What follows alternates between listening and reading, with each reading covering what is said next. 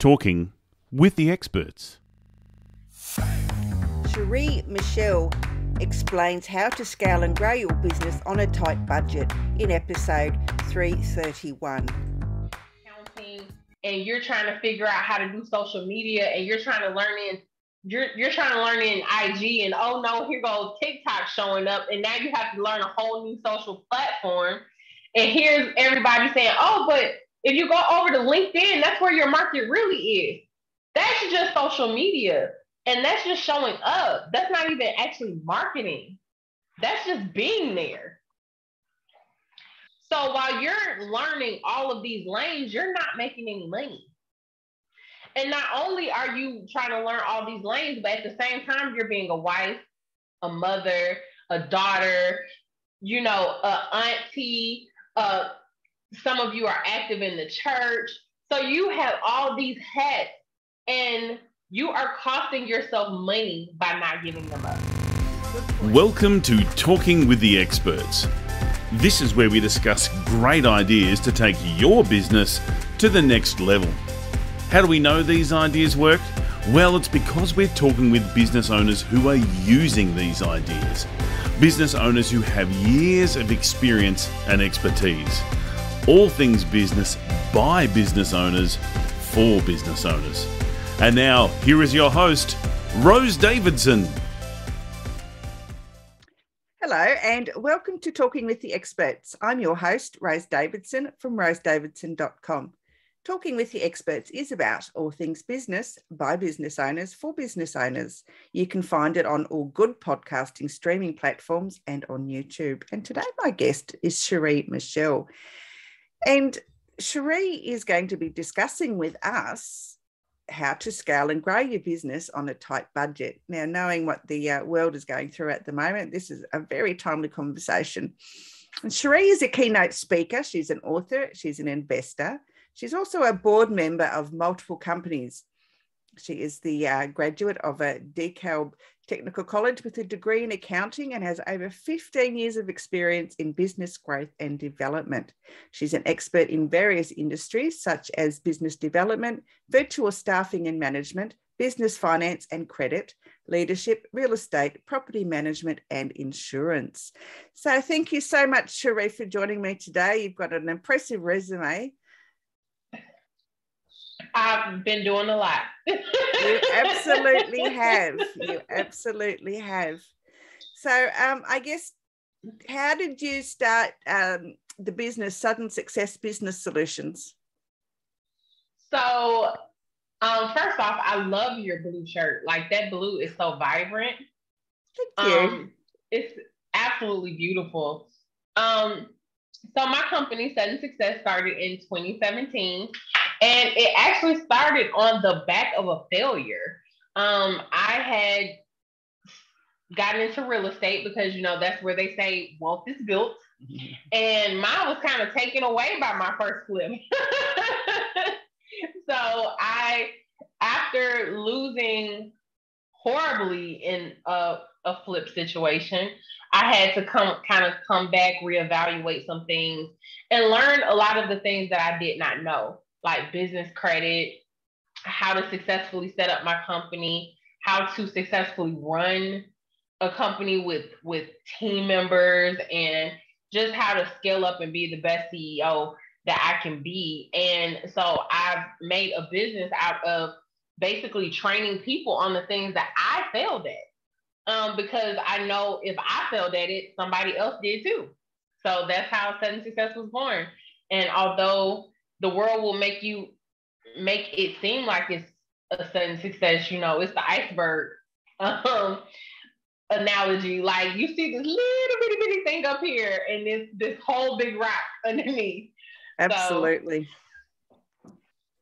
So how do, I guess, starting off on, how can we scale and grow our business if we have no budget or very little budget? So listen, a lot of entrepreneurs, they feel that they have to be solo. So they have to be a one-man band. And that is the furthest from the truth, okay?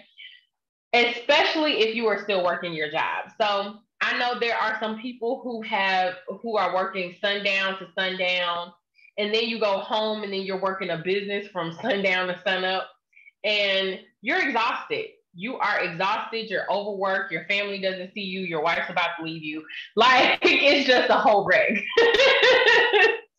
But as an entrepreneur, most of us, we have this spirit about us. We can't leave it alone, right? You can't just walk away.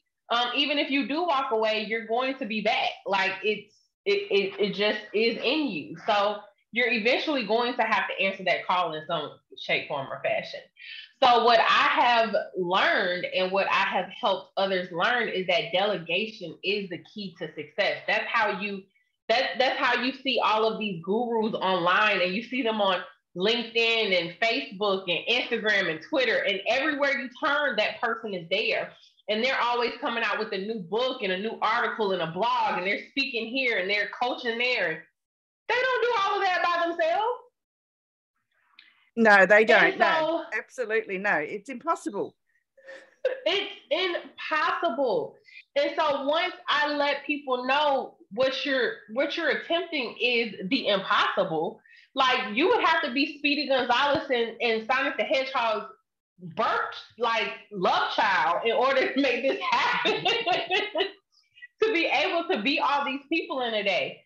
So I have basically got a service together where we help entrepreneurs find virtual assistants that can help them at a lower cost than a lot of areas that we all live and do business in. I know here in the United States, the average employee, a good one, minimum is going to be $15. And that's just for your assistant. That's not talking about an accountant to keep your books. You're talking another $60,000, $70,000 if they're on staff. And that's for one that's just graduating in college. So if you're looking for experience or a CPA, you're looking at, a six-figure number. Well, what if I could tell you that you can get a virtual assistant and they charge you $500 or $600 a month? Yeah, that's a vast difference, right? Yeah, absolutely. So I have gotten my company is big on entrepreneur education, but the one thing that I beat into people's heads is that you can't do it all by yourself. No, it becomes quite difficult when you have a lot of things to do, plus try and run your business, and you spend too much time in it rather than on it. Absolutely. And just to break that down, Rose, how many positions do you think is in your company? Let's say, talking with the experts, what positions are available? Probably about 3, but I haven't got to that point where I have outsourced anything yet. I'm still too hanging on too tight. Ooh, that's a good point you just made, Rose. Ooh, let's dig into that a little bit more. So in my research, I have found that women are the key culprits to clinging to their business. Oh, we absolutely. Really hold on to it. Yeah, we really hold on to it like it's our baby, like it's our child. I call a man and I say, hey, you don't have to do that anymore. You just have to give me $200 a week. And he's like, where do I sign up? How do I give you my...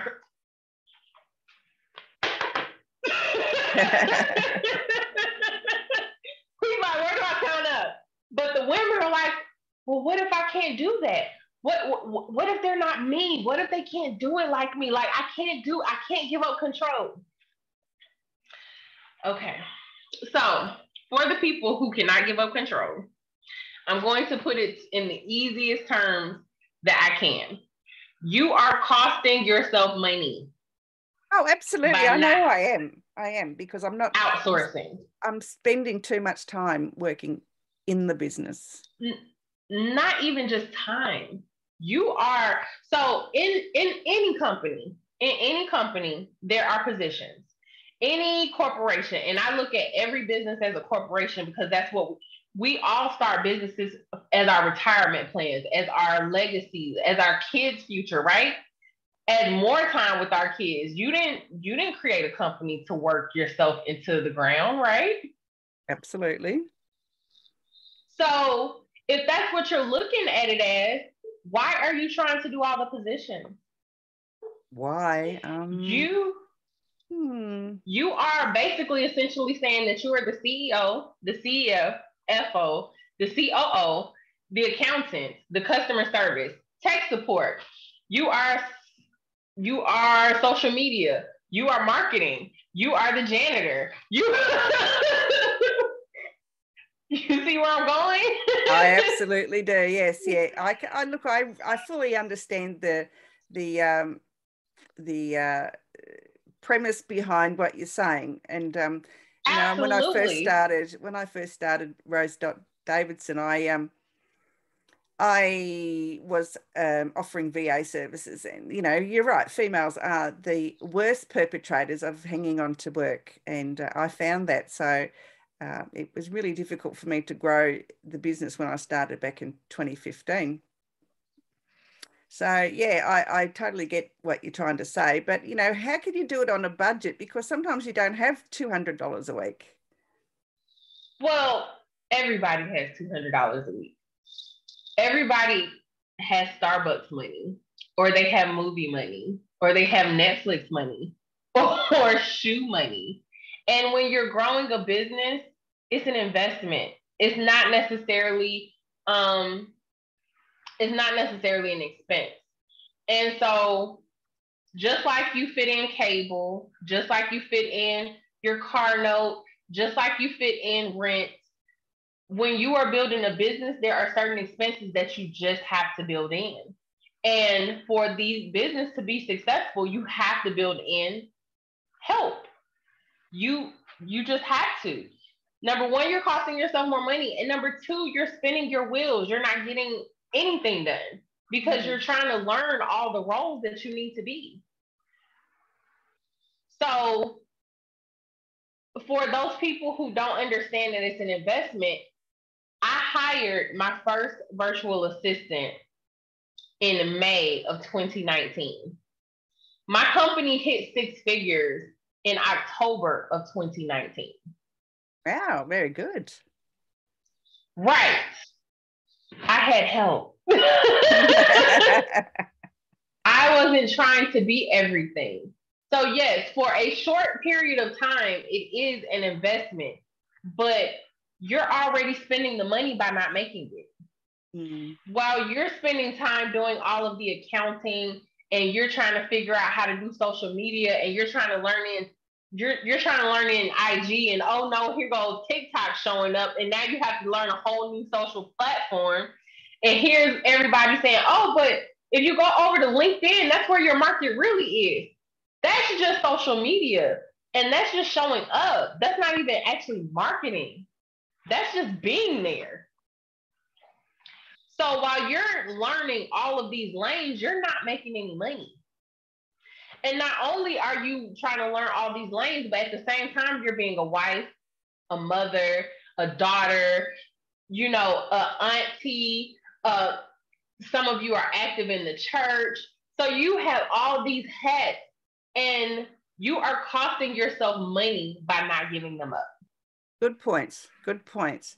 So, I mean, how can we build a brand and get access to business funding? Ooh, so business funding is amazing. I definitely recommend that as you build your business credit, you build your personal credit. Business credit and personal credit are interlinked until your company gets to 5, 6, 7, 8 years old. But you will get more money with business funding just on by itself than you will with your personal credit. And I say, to give an example, let's say you walk into ABC Bank. If you walk into ABC Bank as your personal self, they may give you $2,000 or $3,000 on a credit card. But if you walk into your ABC Bank as talking with the experts, they may see, oh, you're a business. Let me give you $30,000 real quick. Because they expect the expenses to be coming. So a lot of people really, really don't understand it. It really does take money to make money. So when you're building business credit, the first thing that you want to do is make sure that your company is completely set up correctly. And I know for every part of the world, this looks differently, but you want to make sure that your company is legit. You have your right paperwork, all of your licensing. You have a business address, not your house, a actual business address, which can be virtual. There are virtual offices all over the world. You need to have a business bank account and not commingle your money. And when I say not commingle your money, I mean A and B do not touch. A and B, they're oil and vinegar. They don't touch. So, case in point, I have a friend on my payroll. My best friend has been my executive assistant for 4 years now. And so, of course, as my friend, she may borrow money, right? And she'll just be like, oh, you can just take it out of my check. I can't do that. That's Sudden Success's money. So I'm going to pay you your check as your employer, and then you're going to pay me back as your That's how it has to go, and those are the conversations that I have. So you want to make sure that you have your business complete, all the licensing in the city, county, sales tax, all of that. Once you get that corrected, you want to make sure that you have accounting software so that you are accurately keeping up with your taxes, because every municipality has different taxes. You might have state, federal, county, city, however they may work out. So you want to make sure you have very accurate accounting software, because banks are going to ask. And you want to make sure that you have social media presence. You want to have as much presence online as possible. Because if you're coming to me asking me for $50,000, you don't think I'm going to do a Google search? No, that'd be a bit foolish, wouldn't it? And I'm going to actually look, like, if I say, okay, talking with the expert, and I go Google talking with the experts, and I see your house online. And pro tip for everyone here, if you use your house address as your business address and you list it on Google, your house will show up on Google. So for those that did not just hit hard, I had a client who came to me for business funding, and his house showed up on Google. And I called him and I said, listen, I understand that you have amazing customer service, but all humans are not rational. So let's say that you offer a service and an unrational human does not like the results. They have your house on Google to come to your house. That's how important it is not to do that. What about the people that work from home? You know, they have home offices. I understand that's what virtual offices were made for. You don't want it to be your no.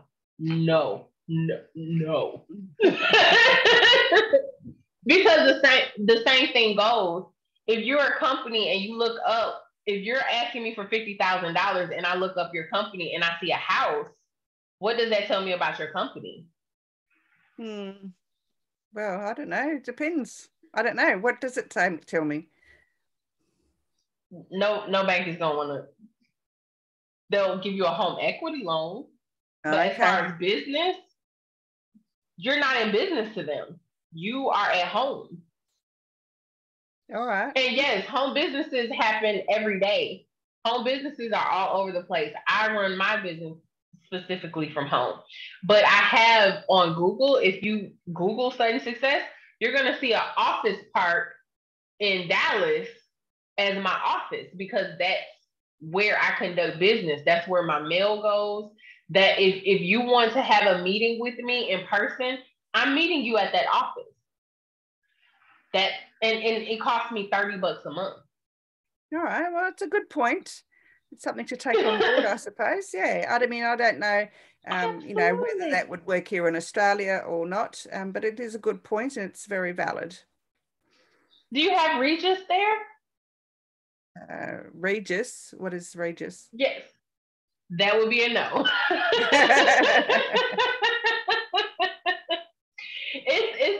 It is a satellite office. So some people call them virtual, some call it satellite offices. But I'm sure if I was to look it up, they probably have it in Australia. Probably do. I've just not used them. I've not heard of them. So absolutely. I'll have a look after, and I'll take your suggestion on board. Sheri, where can people find you if they'd like to work with you? So I'm everywhere because I have help. You can find me on Instagram, TikTok, Clubhouse, Facebook, and LinkedIn. On Facebook, it is Sheri Richardson or Sheri Michele. My business page is Sheri Michele. You can always send me an inbox and I will say hello. On TikTok and Instagram, I am Sheri Michele, and that is with one L. And then on LinkedIn, it's Sheri Michele. Perfect. So what could you leave our audience with as far as a tip or a wise words of encouragement? Delegate, delegate, delegate. Okay, we got that. Sheri, it's been an absolute pleasure. Thank you so much for joining me today and for sharing your wisdom on, outsourcing and why we all need a virtual assistant. Absolutely. And I promise once the intention is there, the budget will come. Yes, it will. It will. Yes, I believe in manifesting, and I'm not doing too bad at the moment. So yeah, very grateful for what I've received. All right, Sheri, thank you so much for your time today. Bye. You've been listening to Talking with the Experts, hosted by Rose Davidson. Make sure you have a look at our back catalogue over at talkingwiththeexperts.com. And be sure to subscribe to our podcast so you don't miss out on any episode. We look forward to your company next time.